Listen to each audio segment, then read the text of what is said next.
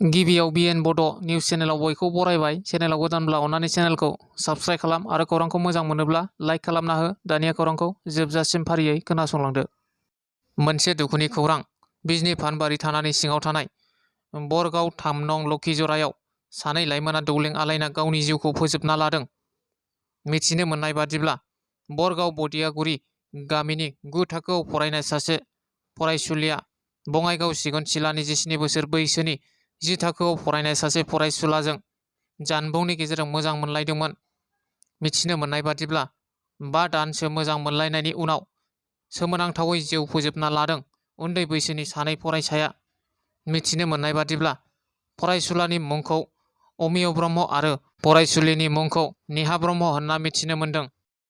मैया चिरां जिल्लानि सिङाव थानाय काजलगावनि आवथायाव चिरां जिल्ला बर' थुनलाइ आफादनि गाहाय मावखुलि वाल बाउण्डारिखौ बेखेवना होयो बर' थुनलाइ आफादनि आफादगिरि सुरत नार्जारि बिथाङा।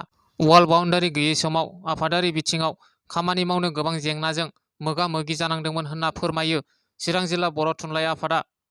बे वाल बाउण्डारि बेखेवनाय हाबाफारियाव बाहागो लायो बिटिआरनि मावफुं सोद्रोमा रनजित बसुमतारी, बर' थुनलाइ आफादनि गाहाय नेहाथारि नीलकान्त गयारी, चिरां जिल्ला दुलाराय बर' फरायसा आफादनि आफादगिरि, गुदि बर' फोरोंगिरि आफादनि नेहाथारि आरो गुबुन गुबुन आफादनि दैदेनगिरिफोर बिथांमोनाबो बे हाबाफारियाव बाहागो लादों। मख'नो गोनांदि बे वाल बाउण्डारिया बिटिआरनि मावफुं सोद्रोमा रनजित बसुमतारीनि अननायाव हाग्रा बिफाननिफ्राय 24,99,500 राङाव मावफुंजादों। मोनसे गिख्रंथाव लामानि जाब्रबथाय। धेमाजि बरदलनि सिदियाजानाव गिख्रंथाव लामा जाब्रबथाय जानायाव जायगायावनो सासे सुबुंनि जिउ खहा आरो सासे गाज्रि जोखोम जायो। डिब्रुगड़निफ्राय बेरामि दोननानै न' फारसे एबा लखिमपुर थांबाय थानाय लामा सेरावनो बे जाब्रबथाया जायो। जाथायनि सायाव मिथिनो मोननाय बादिब्ला डिब्रुगड़निफ्राय हरनि समाव बेरामि दोननानै फैनाय न' फारसे लखिमपुर फारसे थांबाय थानाय AS 07 BC 6277 नम्बर एम्बुलेन्सनि लामा सेराव हुस गैयै जानानै सौग्रावहैयो। लखिमपुरनिफ्राय धेमाजि फैबाय थानाय AS 12 BC 5211 नम्बरनि ट्राक गारियाव लखिमपुरनि साबसिटर होननाय गामिनि मृदुल बराया जायगायावनो जिउ गोमायो आरो सासे गाज्रि रोखोमै जोखोम मोननाय बिराज तामुली मुंनि सुबुंखौ बोखांनो हायो। जोखोम मोननाय बिराज तामुली मुंनि सुबुंखौ मोजाङै फाहामथाय होनो लखिमपुर देहा फाहामसालिसिम थिसननाय जायो। थांनाय 2 एप्रिल खालि हरनि समाव कार्बि आंलं पुलिसआ मणिपुरनिफ्राय फैबाय थानाय गंसे ट्राकखौ लाखिनानै सिग्रोमनायनि उनाव 1.3 किल'ग्राम हेर'इनजों आबुं जानाय मोन 116 साबुन बाक्सु बोखांनो हादों। सुलुंनिफ्राय मिथिनाय बादिब्ला बे केसजों सोमोन्दो थानाय आजिजुल हेक आरो दिलदार हुसेन मुंनि सानै सुबुंखौ पुलिसआ हमनो हादों होननानै मिथिनो मोननाय जादों। तिनसुकिया जिल्लानि सिङाव थानाय भेंग्रियाव जाग्रा आदार नागिरनानै फैनाय मैया मासे लख्राखौ हाग्रा बिफाननि मावफारियाफोरा हमनो हादों होननानै मिथिनो मोननाय जादों।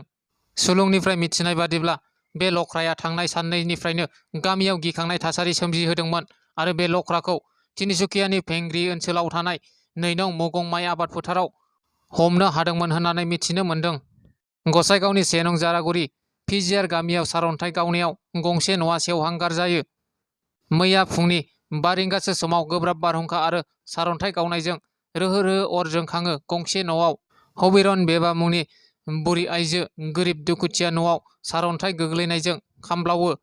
न'जों लोगोसे न' सिङाव थानाय बायदि धोन सम्फथि आरो दाउ हांसो थोरसि लथा जि जोम बायदि मुवा बेसादफोराबो खामनानै सेवहांगार जायो। ओंखाम संग्रा न'आव ओंखाम ओंख्रि संबाय थानाय समाव दहमै सारअन्थाइ गावनायजों अर जोंखाङोब्लाबो नाथाय हमिरन बेबाया न'निफ्राय खारग'नो हायो। न'आव थानाय थोरसि लथा सौखि सियार दाउ हांसो खहा जादोंब्लाबो नाथाय मानसिया जेबो खहा जायासै होननानै मिथिनो मोननाय जादों। दिनैनि खौराङा बेखिनियानो। गोजोन्थों।